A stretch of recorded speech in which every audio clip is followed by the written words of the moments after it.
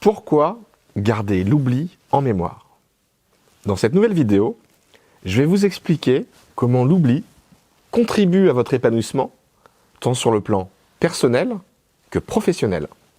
Vous pourrez ainsi mettre tout ça en pratique dans votre processus d'apprentissage, mais aussi dans tout ce que vous faites au quotidien. Bonjour à toutes et tous, je m'appelle Guillaume Copin, je suis fondateur de Xos et spécialiste en neuropédagogie. Avec mes équipes, nous accompagnons les entreprises dans la transformation digitale de leur formation. On a tendance à croire que l'oubli est simplement un déficit de la mémoire, ce qui peut être un réel embarras. Mais au lieu d'opposer la mémoire et l'oubli, on ferait mieux de les allier et d'en tirer profit. Pour bien comprendre où je veux en venir, il est important pour vous de connaître les différents types d'oubli. Alors, quels sont les différents types d'oubli? Numéro 1, l'oubli régressif. Cette forme d'oubli concerne les seniors, dont les performances mémorielles diminuent progressivement. Deuxième forme d'oubli, l'oubli répressif. Ce type d'oubli se caractérise par une forme défensive par laquelle la personne refuse les souvenirs d'un événement traumatisant du passé. C'est ce qu'on observe dans les cas d'amnésie hystérique. Il existe une sorte de répression sur un type de souvenir douloureux qu'on ne veut pas se remémorer. Et le troisième type d'oubli, c'est l'oubli provoqué. C'est la forme d'oubli générée suite à un événement traumatisant, un choc, un accident cérébral, une tumeur ou encore une intervention chirurgicale. Ces trois formes d'oubli entraînent des sentiments d'inquiétude, d'insécurité et d'incompréhension. Ce qui pourrait expliquer pourquoi nous voyons l'oubli comme quelque chose de négatif. Mais ce qui est considéré comme négatif est juste le résultat de l'inconscient. Attention, je ne suis pas en train de dire que l'oubli n'est pas la conséquence pathologique d'un traumatisme. Dans bien d'autres situations, l'oubli est ce qu'il est, une partie intégrante du fonctionnement de la mémoire de l'homme. Un processus tout simplement normal et essentiel qui peut faire énormément de bien au cerveau. Il ne faut pas oublier que l'oubli est un processus biologique naturel. D'origine neurobiologique, il n'est ni une faiblesse, ni une pathologie. Et nous avons besoin d'oublier pour vivre.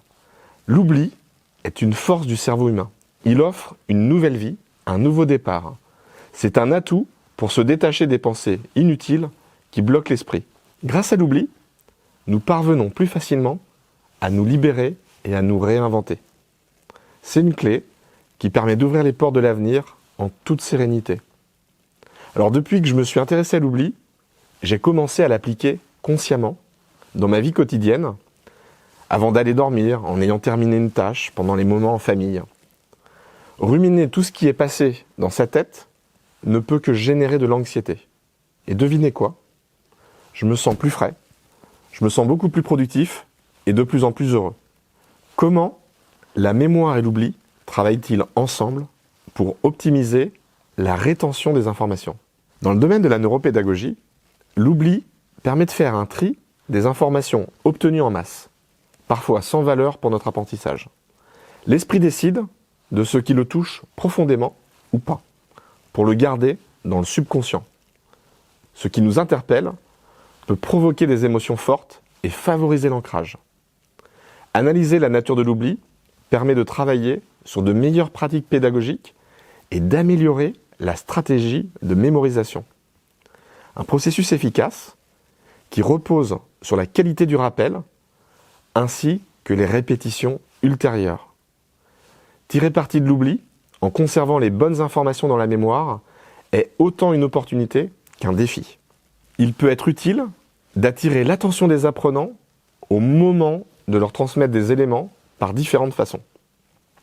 Des exemples simples comme l'utilisation judicieuse de mots-clés, attention, interdiction, ou encore des gestes sonores peuvent faire tilt dans la tête de l'apprenant. J'ai un conseil, diversifier les techniques et le faire de manière récurrente. Tout cela facilite la récupération des informations transmises. Et à contrario, faire oublier le trop-plein d'informations. Je vous encourage à focaliser l'attention de vos apprenants sur les essentiels. Pour apprendre, il faut juste oublier un peu, pas beaucoup, afin d'optimiser la réactivation des informations. L'objectif est de consolider la rétention dans la mémoire avec des reprises ni trop proches, ni trop éloignées dans le temps. J'espère de tout cœur que ce regard sur l'oubli vous sera utile dans vos prochains travaux d'apprentissage. Et n'oubliez pas de partager vos commentaires avec moi, car c'est toujours très intéressant de vous lire et d'avoir vos avis. Et je vous souhaite une très belle journée.